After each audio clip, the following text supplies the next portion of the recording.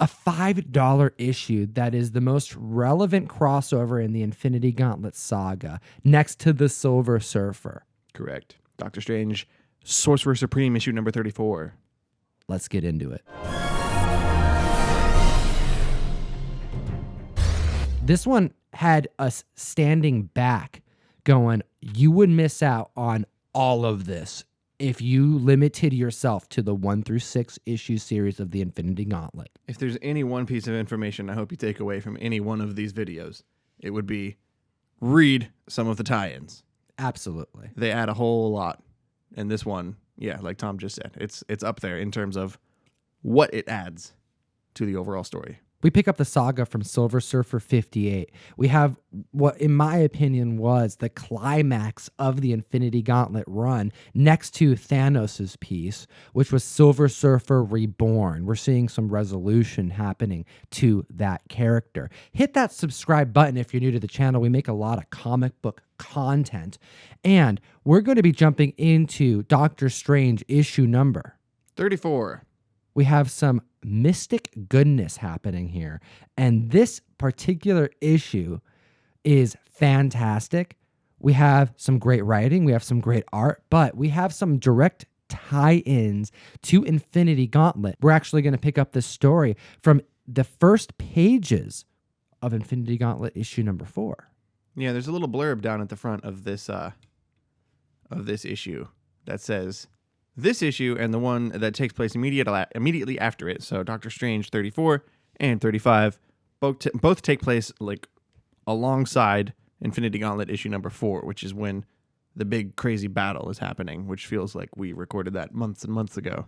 The reason why this is important is because in that battle, we have a lot of our heroes that get taken out. Yes. This particular issue is going to catch us up to speed on some of these characters. I wasn't anticipating this. No. This was one of the things that, like, I know what's going to kind of happen here pretty soon with Infinity Gauntlet. Right. But it's these types of moments that I'm just like, yes, this is why we're doing this. We find out what's going on with not just Doctor Doom, not just Doctor Strange, but Thor as well. Yeah, that was for me the moment when it really hit home what exactly Doctor Strange was talking about. But Doctor Strange is at his house, and he's got his apprentice Minotaur guy, Rintraw. He's got Pip the Troll still hanging out, and now this druid guy that he was doing some things with in the last couple issues, they're kind of all working together to monitor the battle, I guess, that's happening in Thanos' palace. And Doctor Strange has been teleporting like the people who are getting taken out by Thanos and bringing them back to Earth so they don't get like killed. I don't know if apparently Thanos isn't killing a lot of them because they're brought back to Doctor Strange's house. He's doing whatever he has to. We're finding out what Doctor Strange has been doing the whole time. We find out how Wolverine gets taken out. We see the death of Cyclops. I mean, some of these characters, Iron Man isn't getting his head back. Like, some of these people are they're out for the count. However, there are some heroes that were able to be saved, and they were saved by Mr. Strange being in his apartment doing stuff from the sidelines. This is why he was doing it. It's for this reason. So who has he saved? Because we see Scarlet Witch enter the play. Yeah. So, I mean, yeah, Scarlet Witch, like, she cast a spell at Thanos, and we see Thanos kind of turns it back on her. But Doctor Strange says, before you were killed, I was able to whisk you back away to safety. And you're fine. And let me fill you in on what we've been doing here. He takes her over and shows her this table that's got a bunch of pieces of broken glass on it and says, this is Thor. Oh, because remember, Thanos turned him to glass. And he shattered him. Yeah. So now Doctor Strange has a table of Thor bits, and they're going to have to like try and put that back together sometime later, which I really want to see. I don't think we're going to, but I would very much like to see just a standalone issue of them struggling to like piece glass Thor back together. Which, it's just like a puzzle. I don't know how that even happens. Like, that'd be a fantastic issue. He's done. Like, it's just a pile of glass. But that's where Thor is. We're getting an update on our fallen characters, right? This is fantastic. And Doctor Doom. You mentioned him earlier. This whole issue is kind of a Doctor Doom issue. Taking a break, talking about some Doctor Strange. So, we're going to have some magic. We're going to have some awesome, colorful shots. We're probably going to get a couple 2-page spreads. Spoiler, we do. And this is actually a Doom issue more than anything else.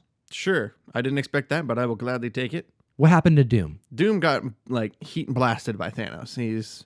His armor kind of caught fire and he just kind of ran off. And we didn't even really know exactly what happened to Doom. Is he alive? Is he dead? The answer is both. Kinda, yeah. Right? He teleported Doom's like burnt up, crispy, charred hunk of armor. They call him a statue. Yeah. He's not moving. They don't know for sure what's going on with Doom, but he's back there It's not good. at Doctor Strange's place. He's like frozen and he's blackened and he looks totally charred up. I mean, he was like burnt to a crisp. So it's safe to assume that if he is alive, he's in a tortured state. Sure. That's a nice way of putting that. But Doctor Strange gets together with his druid friend and he says, all right, we're going to take Dr. Doom. We're going to go fly off and do some wizard things. You guys stay here. Try and put Thor back together. We'll be back soon. I'm gonna be like, oh, yeah, I'm terrible at puzzles. Yeah, basically. That's basically how that goes. They have to go to Tibet for one reason. And there's one reason as well why Doctor Strange and his druid friend are all doing this. Their origins kind of all intermingle in the same mountain range where there's monasteries and lama-steries. That's true. That's a weird... Different stories happening over here. Sure. So we have a couple different origin stories that are all going to tie into play here because we have Doctor Strange and we have the druid. They both found their origin in Tibet. Right. And then we have a third origin story. Dr. Doom also kind of got his start here, I guess.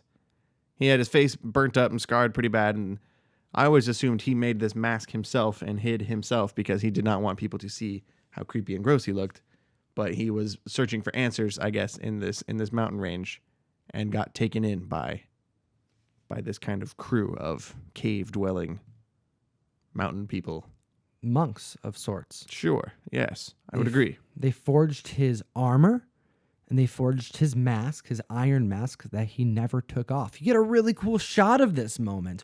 And it's for this reason that Doctor Strange and the druid want to bring him here. Because if there is a place that maybe he can be reborn, it's where he was born in the first place, in the furnace of this mountain. So it's there that they place his remains. Yep, they put him back in the same furnace, and then this shadow doom creature kind of slithers out of the fire and takes on a life of its own, kind of. Yes, you find out here that magic is involved in all of this, whether it be the magic that Thanos cast onto Doom or the magic that was created and that he's able to wield just as a character from his inception. But here we see a spirit arise. This shadow doom Claims to be good. Yeah, and at first I was a little confused by that, but the Dr. Druid gets kind of psychological and starts talking about Jung and saying how the shadow self and how if we're following the Jungian archetypes, then the shadow self is going to be the mirror image of your normal self, and how Doom's shadow is going to be good because Doom is evil. It's a little much, I feel like, to be throwing at you in a comic book, but it makes sense. And also, I think you got to mention specifically how badass he looks. Absolutely. I loved the black mask version of Doom is really, really cool. This is a unique character. This isn't Doom. This is a different personality. Supposedly one that is supposed to be the virtuous aspect of Doom. Sure, the stuff he would never think about, they say.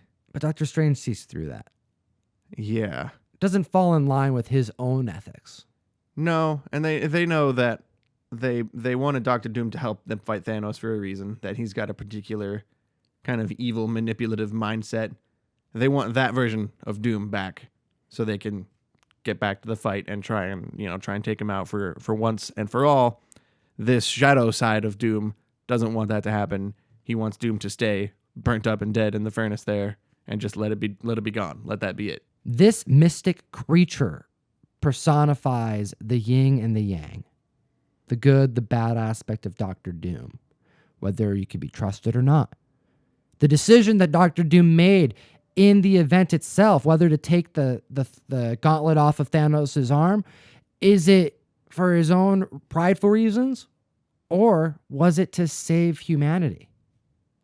We don't know. We assume that it was for prideful reasons. Every other hero that experienced that event probably thought that in the moment. Heck, we even have it in writing, Doctor Strange acknowledging that that's what you would think potentially. It's interesting too, because in more recent history, Doctor Doom has a habit of kind of walking the line between good and evil. Like he put on the Iron Man suit for a while, and then the whole Secret Wars stuff where Doom was kind of saved the world in a way. Like Anti-hero a little bit. He's got a weird relationship with doing the right thing every now and then.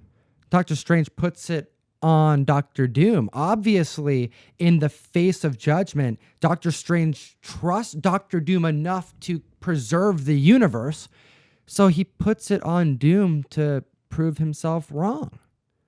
Do you cast me down, or do you salute? It turns out Doctor Doom, he admits to, like, yeah, I was going to use the gauntlet for some shenanigans, but this is my second chance. We're going to do this the right way. And he kind of flies off, and it leaves Doctor Strange and Dr. Druid to kind of question whether or not Dr. Doom is being completely forthright and honest about, his intentions moving forward. But, the issue ends with Doctor Strange being like, how can you know? How can you know what anybody would do in this, when you're facing off with Thanos and the crazy gauntlet stuff? We're dealing with unknown circumstances that are so much greater than anything they can conceive. They have to go with their gut in Doctor Strange. At the end of the day, he saved supposedly more than 3 of the heroes. So who's going to argue with him? He's doing a good thing, even though he's kind of not really in the thick of the fighting. He's low-key MVP. Kind of, yeah. He's helping out. Things could be worse without him there. But it doesn't end here. No, it continues. We've got another chapter of Doctor Strange, and then we're getting back into something else. That's right. I like that. Hit that subscribe button if you're new to the channel. We make a lot of comic book themed content. We break videos down. We do appreciate your time, comic book community. As always, geek responsibly. Enough said. Thanks so much for watching the video. The April mail call, Ryan. When's the deadline? The 15th. That's right. You hit the link in the bio. You join the community by clicking the button, and we send you comic books every month.